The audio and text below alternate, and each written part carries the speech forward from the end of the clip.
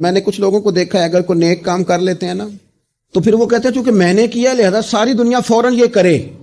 آپ یہ کیوں نہیں سمجھتے کہ رب نے آپ کو توفیق دی ہے تو آپ عاجز ہو جائیں اللہ کے بندے, آپ عاجزی اختیار کریں.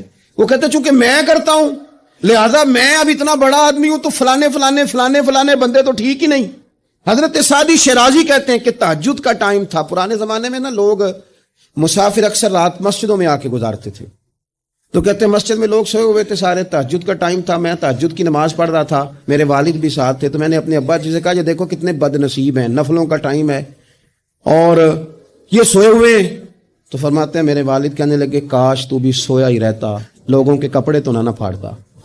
او خدا کے بندے اگر تو نے پڑھی ہے تو تیرا اور رب کا رشتہ ہے, اس کی بنیاد پر تو دوسروں کو حقیر جاننے لگ گیا ہے. علم پڑھے دا مان نہ کریے ماتا کی میں پڑھیا, او جبار کہار کہاوے متے روڑ دے میں دودھ کڑیا.